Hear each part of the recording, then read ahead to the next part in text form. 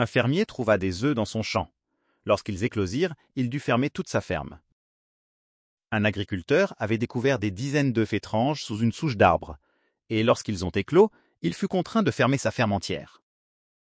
Rick Harmon, un agriculteur de Floride, défrichait une partie de son terrain près d'un grand étang lorsqu'il remarqua quelque chose d'inhabituel à côté d'une vieille souche pourrie. En s'approchant, il découvrit un amas d'œufs étrange et coriace, niché dans un grand tas de végétation. N'ayant jamais rien vu de tel auparavant, Rick supposa qu'il s'agissait d'œufs de serpents inoffensifs.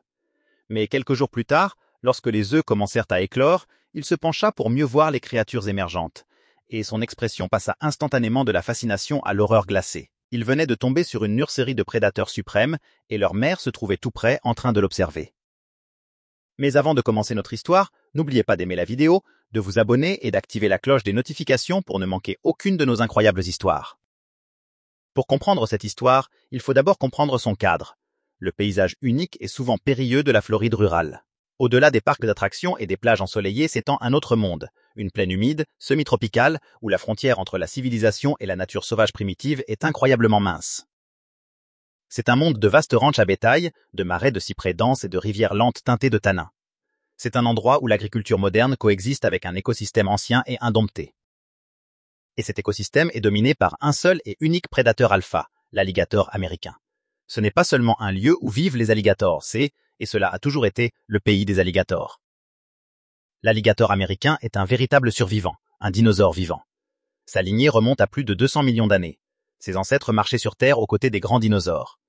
Ils ont survécu aux extinctions massives, aux ères glaciaires et aux bouleversements géologiques. Ce sont des chefs-d'œuvre d'ingénierie évolutive, parfaitement adaptés à leur environnement aquatique.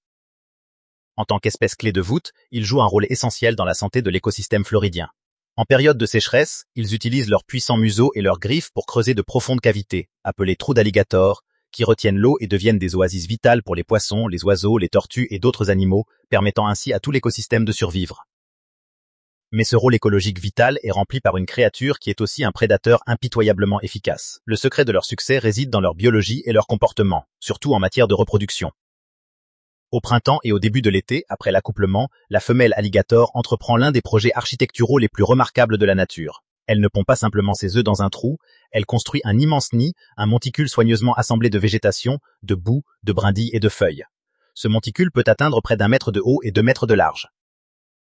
Elle creuse ensuite avec ses pattes postérieures une chambre conique en son centre, où elle dépose entre 20 et 50 œufs à la coquille épaisse et souple. Elle recouvre ensuite les œufs de végétation supplémentaire. Ce n'est pas un simple tas de débris, c'est un incubateur naturel parfaitement conçu. À mesure que la végétation se décompose, la chaleur dégagée maintient les œufs à température constante pendant environ 65 jours. La mère ne quitte pas ses œufs au hasard, elle devient une gardienne féroce et infatigable. Pendant plus de 2 mois, elle reste à quelques mètres du nid, silencieuse, le surveillant contre tout prédateur potentiel, raton laveur, ours ou humain imprudent. Rick Harmon, notre protagoniste, connaissait la Terre. Il était un agriculteur de 3e génération, ayant grandi avec les alligators comme une présence constante, mais distante, de sa vie. Il les respectait, et il connaissait la règle de base. Laisse-les tranquilles, et ils te laisseront tranquille. Cet après-midi-là, il dégageait des broussailles envahissantes près d'un grand étang naturel. Le travail était dur et la chaleur accablante. En contournant une vieille souche pourrie, il remarqua un monticule de feuilles et de boue, quelque chose d'étrange. En le sondant avec sa pelle, il découvrit environ 30 gros œufs blanchâtres à la coquille souple. Il n'avait jamais rien vu de tel, ces œufs étaient bien plus gros que ceux d'un oiseau. Il pensa d'abord qu'ils appartenaient à un serpent, peut-être un python invasif, devenu un sérieux problème en Floride. Les pythons pondent l'apertant qui nutrirent de grandes couvées d'œufs mous et sont connus pour fréquenter la région.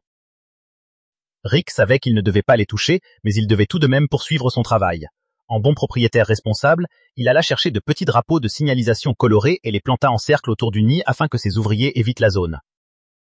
En inspectant le reste du rivage, il aperçut d'autres monticules semblables, 2, puis 3. Il supposa qu'il s'agissait simplement d'une bonne année pour les serpents. Il termina sa journée et n'y pensa plus. Quelques jours plus tard, en repassant dans la même zone, il remarqua que certains œufs étaient brisés. Curieux, il s'approcha pour voir ce qui en sortait.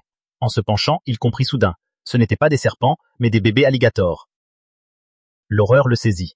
Il se trouvait au milieu d'un terrain de nidification appartenant à plusieurs mères alligators massives et férocement protectrices. Et elles étaient sûrement toutes proches. Pétrifié, Rick appela non pas la police mais la seule agence capable de gérer une telle situation, la Florida Fish and Wildlife Conservation Commission, FWC.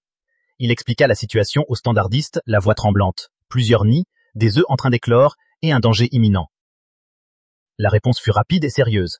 Un agent de la faune fut dépêché immédiatement. Pendant qu'il attendait, Rick réalisa à quel point il avait frôlé la mort. Ce qu'il ignorait, c'est que les femelles alligators sont parmi les mères les plus agressives du règne animal. Une fois les œufs pondus, la femelle établit un périmètre autour de son nid et attaque toute menace potentielle. Le moment le plus dangereux, cependant, est l'éclosion. Les bébés, prêts à sortir, émettent des petits cris aigus, un appel à leur mère. Ces sons déclenchent chez elle un instinct protecteur violent. Elle accourt, déterre les œufs et attaque tout ce qui se trouve à proximité. Ainsi, lorsque Rick s'était penché, fasciné sur les œufs qui éclosaient, il se tenait littéralement sur une mine biologique. Les cris des petits étaient un signal de mort imminente, et il eut une chance incroyable d'en ressortir vivant. À son arrivée, l'agent du FWC resta calme. Il écouta le récit de Rick, puis observa la zone avec des jumelles. Ses soupçons furent confirmés. Il ne s'agissait pas de 3, mais de 5 nids d'alligators distincts, tous soigneusement placés près des souches. Il expliqua à Rick pourquoi sa ferme tranquille était devenue un lieu de ponte idéal.